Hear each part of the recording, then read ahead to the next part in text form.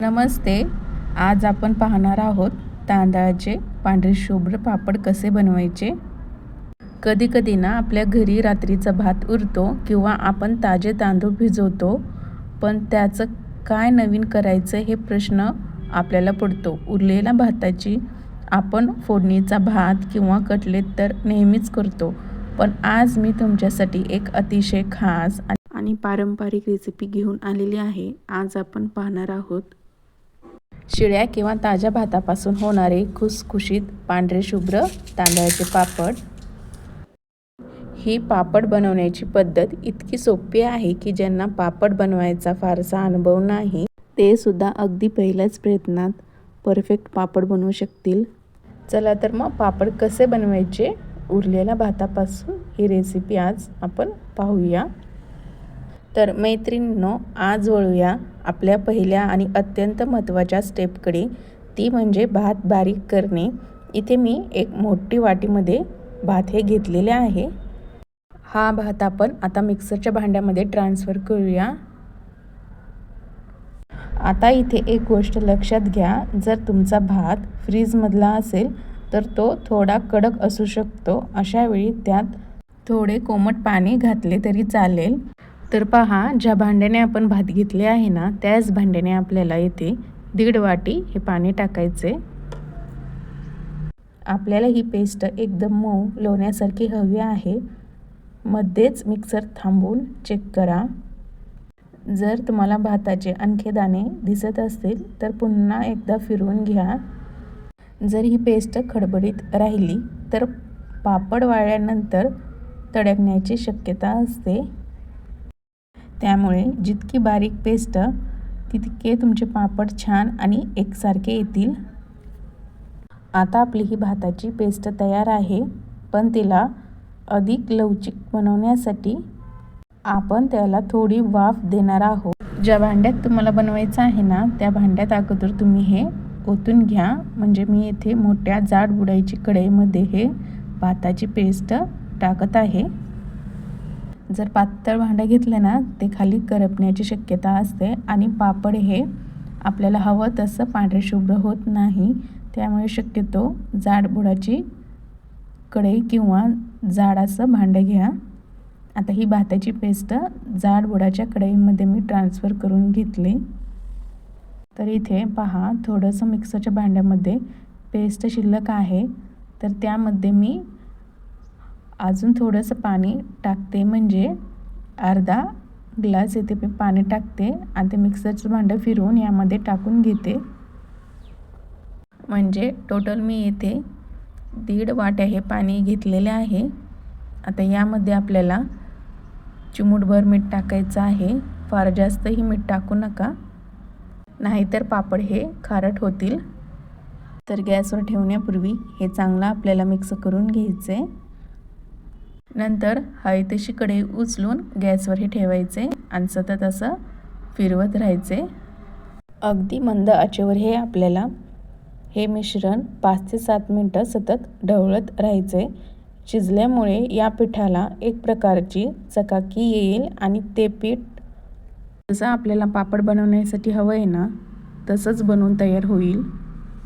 बरेच जण काय करतात की भात वाटला की लगेच त्याचे पापड घालतात, पण त्यामुळे पापड वाळल्यानंतर मधूनच तडकतात किंवा फाटतात किंवा तळल्यावर ते हवे तसे फुलत नाही. म्हणून हे मिश्रण गॅसवर शिजवणे अत्यंत गरजेचे आहे. जसजसे हे मिश्रण गरम होईल तसतसे त्यातले पाण्याचा अंश कमी होऊन त्याला एक विलक्षण चकाकी येईल. तुम्ही बघू शकता, सुरुवातीला हे मिश्रण थोडे पांढरट आणि आबडधोबड दिसत होते, पण आता 5 मिनिटांनंतर त्याला एक छान ग्लो आला आहे. हे मिश्रण आता वाळवून कढईत सोडून पिठाच्या गोळ्यासारखे एकत्र व्हायला लागले. हे चांगलं शिजवल्याने भातातील स्टार्च व्यवस्थित ॲक्टिवेट होते, ज्यामुळे मिश्रणात एक प्रकारची चिकटपणा आणि लवचिकता येते. त्यामुळे जेव्हा तुम्ही पापड वाळवायला घालता तेव्हा ते उन्हाळ्यात आकसले तरी फाटत नाही किंवा त्यांना चिरा पडत नाहीत. तर चेक कसं करायचं, थोडंसं मिश्रण हे प्लेटमध्ये काढायचं आणि ते आहे त्याच जागी थांबताना पसरत नाही, तर हे मिश्रण आपलं परफेक्ट आहे असं समजायचं. तर हे मिश्रण आता हळूहळू कढई सोडून पिठाच्या गोळ्यासारखं एकत्र व्हायला लागले. आता गॅस हे बंद करायचे. तुम्हाला यामध्ये चिली फ्लेक्स, तीळ किंवा जिरे टाकायचं आहे तर गॅस बंद केल्यानंतर टाकायचं. सुरुवातीला जर तुम्ही टाकले तर पापड हे पांढरे शुभ्र न होता थोडंसं तांबूस होतील. त्यामुळे गॅस बंद केल्यानंतर जिरे किंवा तुमच्या आवडीनुसार तुम्हाला काही टाकायचे ते तुम्ही टाकू शकता. तर इथे मी फक्त जिरे टाकले आहे. बंद गॅसवरही मी चांगलं व्यवस्थित मिक्स करून घेते. आता हे मिश्रण थोडंसं कोमट होऊ द्या, म्हणजे आपल्याला पापड सहज टाकता येतील. ही स्टेप नीट केली की तुमचे पापड मार्केटसारखे मिळतात, तसे अगदी प्रोफेशनल आणि कुरकुरीत होतील. पीठ तर थोडंसं कोमट झाले आहे. आता वळूया सर्वात महत्त्वाच्या आणि मजेशीर टप्पेकडे, तो म्हणजे पापड घालणे. इथे बरेच छोट्या छोट्या गोष्टी आहेत ज्याकडे दुर्लक्ष केल्यास तुमचे पापड बिघडू शकतात. त्यामुळे हा भाग नीट लक्ष देऊन पहा. पापड हे प्लास्टिकच्या कागदावरच टाकून घ्या.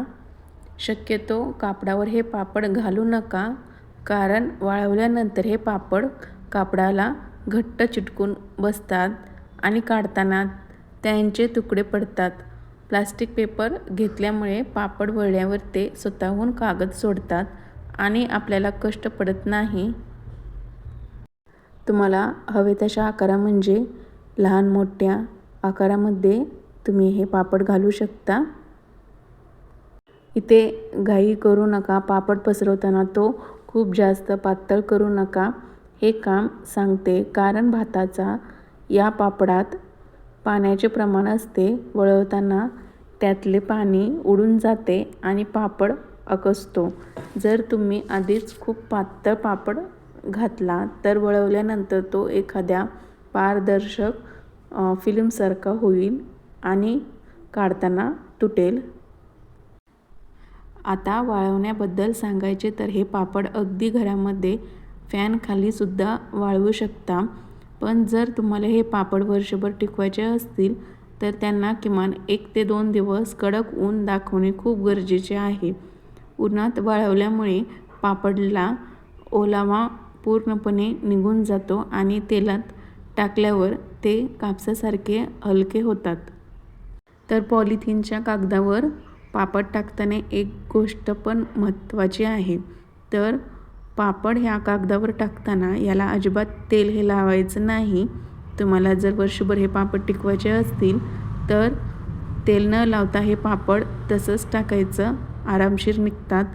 आणि जर तुम्ही तेल टाकून किंवा तेल लावून या प्लास्टिकच्या कागदावर पापड हे घातले, तळल्यानंतर तेलकटाचा वास येतो. म्हणून शक्यतो तेल न लावताच पापड हे टाकून घ्या, म्हणजे तुमचे पापड ही आरामशीर वर्षभर टिकतील आणि तेलकटही तळल्यानंतर होणार नाही आणि तेलकटही त्या पापडाचा वास येणार नाही. म्हणून ही गोष्ट खूप महत्त्वाची आहे. इथे मी हे 2 दिवस वाळवून घेते. तर मैत्रिणींनो, 2 दिवस कडक उन्हात वाळवल्यानंतर तुम्ही पाहू शकता आपले भाताचे पापड आता पूर्णपणे तयार आहेत. बघा हे किती पारदर्शक आणि काचेसारखे दिसत आहे. जेव्हा हे पापड ओले घातले होते तेव्हा ते थोडंसं जाड दिसत होते, पण वाळवल्यानंतर ते एकदम पातळ झाले आहेत. गॅसवर मी कढईत तेल गरम करायला ठेवले आहे. पापड तळताना एक गोष्ट नेहमी लक्षात ठेवा, तेल कडकडीत गरम असावे. जर तेल कमी गरम असेल तर पापड व्यवस्थित फुलत नाही किंवा तो कडक लागतो. तेल चांगलं गरम झाल्यानंतर इथे मी पापड हे टाकून घेतले. छान असं तेलामध्ये हे पापड फुललेले आहे. या पापडांची आणखी एक खासियत म्हणजे ते तळल्यावर खूप जास्त तेल धरून ठेवत नाही. हे अगदी हलके फुलके आणि खुसखुशीत झाले आहे. तुम्ही पाहू शकता.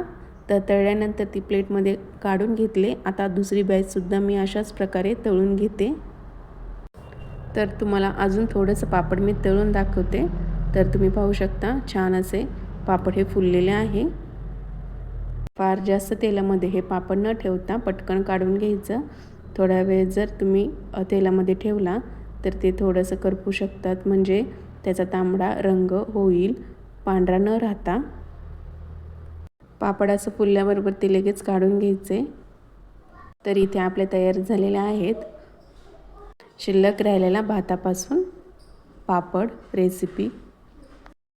लहान मुले तर हे पापड आवडीनेच खातात, पण जेवणात डाळ भातासोबत किंवा संध्याकाळच्या चहासोबत हे पापड म्हणजे एक उत्तम मेजवानीच आहे.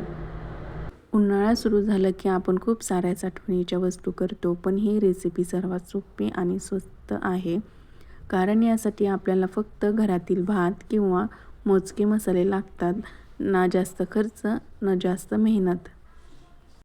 तर ही पटकन होणारी रेसिपी तुम्हाला आवडली असेल तर लाईक, शेअर, सबस्क्राईब नक्की करा आणि बाजूचे बेल आयकॉनसुद्धा दाबा, जेणेकरून माझा नवीन व्हिडिओ आला की तुम्हाला सर्वात आधी कळेल. वेळात वेळ काढून हा पूर्ण व्हिडिओ पाहिल्याबद्दल तुम्हा सर्वांचे मनापासून धन्यवाद. लवकर भेटूया एका नवीन रेसिपीसह. तोपर्यंत हॅप्पी कुकिंग.